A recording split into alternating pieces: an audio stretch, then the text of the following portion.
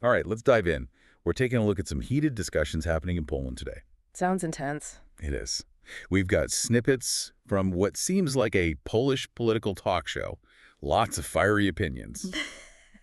So what are we focusing on? Well, the first thing that jumped out was this fascination with Donald Trump, even years after he's out of office. Ah, yeah, that's interesting. You'd think the shine would have worn off by now. Right. But the source material, it suggests there are a few reasons for this ongoing appeal. Some folks seem to think his America First approach, well, they think it benefits Poland too. Even if it means maybe taking a back seat on the world stage. Exactly. It's a curious dynamic. And then there's this whole strongman image. That seems to resonate with a certain segment of Polish society, huh? Definitely. And it's not just politicians. Oh, so it goes beyond that. Oh, yeah. Even the media, they often portrayed Trump pretty favorably, kind of downplaying the controversies. Interesting. So they're highlighting the parts that fit a certain narrative. Absolutely. It's like selective memory almost. It makes you wonder how much of this is based on a real understanding of his policies versus, I don't know, maybe just this image they have of him. That's a good point. And speaking of image, the source material mentions the Trump inauguration, specifically how big tech was featured so prominently. So like a merging of corporate and state power. Yeah. And they link this to Trump's vision for globalization. Reshaping it to favor American interests. Exactly, which is kind of ironic. How so? Well, you've got Polish politicians who are, criticizing globalism, talking about the loss of national sovereignty and all that. But at the same time, they're aligning themselves with Trump. Exactly. Who, let's face it, he represents a very specific type of global power, one that prioritizes America. It's definitely a complex situation. And speaking of complex, let's shift gears to this 800-plus program. Oh, yeah, the child benefit program. And there's a proposal to limit it for Ukrainian refugees. So first off, what exactly is this program? It's a monthly cash benefit. Mm-hmm. Families get it for every child under 18. It's a big part of their social safety net. Aimed at supporting families and, I'm guessing, encouraging more births. Exactly. But this proposal to exclude Ukrainian refugees, well, it sparked a huge debate. Yeah, the source material, it suggests there are some strong political motives behind this. Oh, definitely. Hmm. You've got appeals to anti-immigrant feelings, people saying Ukrainians are straining resources. Ah, the classic, they're taking advantage of the system argument. Exactly. And it goes hand in hand with efforts to undermine social safety nets in general. Right, painting the opposition as fiscally irresponsible, classic political maneuvering. It is. But what gets lost in all this is, well, the actual economic impact of Ukrainian immigrants. Because they are contributing, aren't they? Absolutely. The source material pushes back on those simplistic views. They say Ukrainians have a high labor force participation rate. Meaning they're working, not just relying on benefits. Right. And they contribute to Social Security, taxes, the whole thing. In fact, some experts say cutting them off from the 800-plus program could actually backfire. It could make migrant labor even more attractive to certain employers, the ones who might want to exploit the situation. That's a good point. It seems like the rhetoric around Ukrainian refugees doesn't really match the reality on the ground. Not at all. And it's not just about economics either. There's the whole moral aspect to consider. Oh, absolutely. Poland, they've been praised for welcoming millions of refugees. But limiting their access to crucial benefits, it seems to contradict that. It does, doesn't it? It raises questions about Poland's commitment to, European values. And what their long-term vision is for integrating Ukrainians into society. Exactly. And speaking of integration, let's talk about this Lusterka controversy. Lusterka, what's that all about? So it was a song in the running to represent Poland at Eurovision. Eurovision. Okay, I'm listening.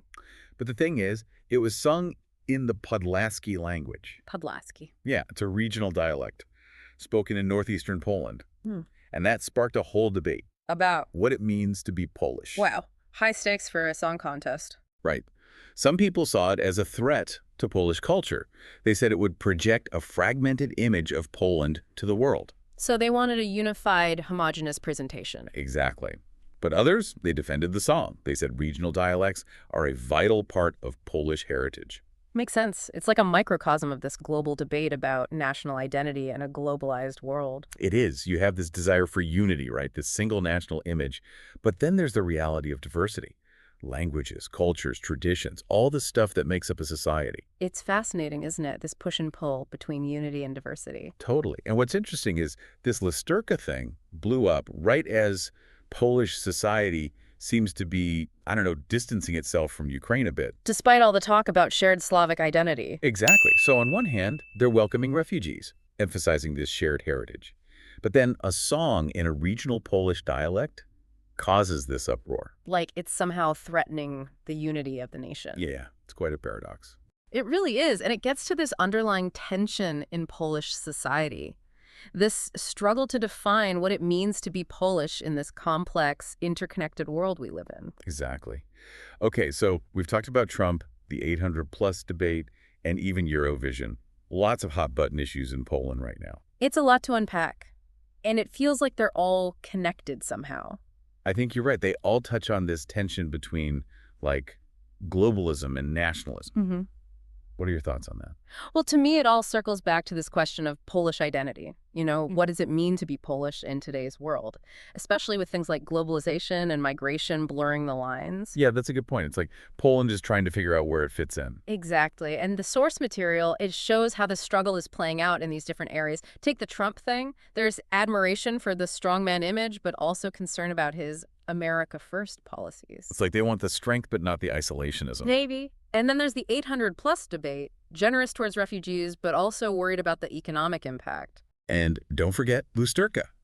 This celebration of regional culture clashing with the desire for a unified national image. It's like Polish society is going through an identity crisis, trying to balance the past with the present, their aspirations with the reality of a globalized world. It's a lot to process. And the source material, it also points to the role of history.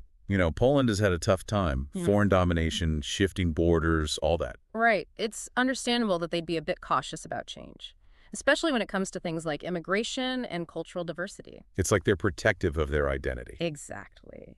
That historical context is crucial for understanding why these debates are happening. But we have to remember, history doesn't dictate the future. Good point. Poland has come a long way since communism, democracy, EU membership. Right. The source material even suggests they have a real opportunity to be a leader in Europe, for more inclusive and equitable Europe. That's a powerful idea. It is. But they have to confront these anxieties, find that balance between national interests and European values. And that brings us back to Ukrainian integration. Poland's been so generous, but the long-term impacts are a concern. Absolutely. The source material, it says Poland needs a real strategy for integration, one that considers both the immediate needs of refugees and the long-term challenges. Like language training, jobs, cultural exchange, that kind of thing. Exactly. And also combating discrimination, promoting understanding between Polish citizens and Ukrainians. It's a shift in mindset. So instead of seeing refugees as a burden, they're seen as potential contributors. Precisely. And the source material argues that this isn't just about being nice, it's pragmatic. Think about it. Ukraine's reconstruction will need a skilled workforce. So by investing in integration now, Poland could be a key partner in that process. Right. They could reap economic and even geopolitical benefits. It's about looking past the immediate challenges and seeing the long-term potential, not just for Poland, but for Europe as a whole. That's a really interesting perspective. It makes you think about the bigger picture. It does. And it leads to a bigger question. What role does Poland want to play in Europe and the world? A bridge between East and West? A champion for democracy? Or something else entirely? The source material seems to say Poland is at a crossroads.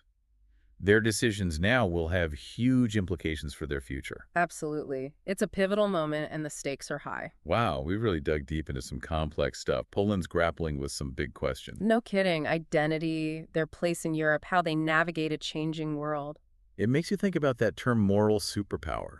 It's been used to describe Poland's support for Ukraine. Right. But the source material, it points out that living up to that ideal, it's tough. Especially with all these internal pressures, economic worries. It's complicated. It is. The source material actually talks about this tension between their aspirations as a moral leader and, well, the reality of politics. It's like a reminder that morality isn't some fixed thing. Right. It's constantly being tested, redefined as new challenges pop up. And it's more than just grand gestures. Exactly. True moral leadership, it means making hard choices. Sticking to your values even when it's difficult. So the source material, it's saying Poland is at a crossroads. Yeah. A real test of their moral compass. How they handle Ukrainian integration, globalism versus nationalism, their own interests versus their commitment to Europe. All of that will shape how they're perceived in the years to come. It's a big responsibility. It is, but it's also an opportunity. Poland could show the world what it means to be a moral superpower in the 21st century. Not just talking the talk, but walking the walk. Exactly. Leading by example. Building a more just and equitable society. So, thinking about everything we've discussed, what do you think it all says about Poland's place in Europe and the world? Well, it seems clear that Poland is a country in transition. They're figuring out who they are now, balancing their past with their future and their national goals with, the realities of a globalized world. The decisions they make will impact not just them, but Europe as a whole. I agree. It reminds us that every country, no matter how strong or influential, is always evolving. They face internal tensions, external pressures, and how they deal with those challenges, that's what shapes their character and that place in the world. That's a great point. I think that's a perfect way to wrap things up. We've explored some really interesting and complex issues facing Poland, from Donald Trump to Ukrainian refugees, even Eurovision. And what we've learned is these seemingly separate things are all intertwined. They reveal this deeper struggle Poland's having with its identity and its role in a changing world. It's been a fascinating discussion. It has. So, to our listeners, as you follow these developments, keep these insights in mind. Look beyond the headlines. Think about the historical context and pay attention to the underlying tensions shaping Poland's future.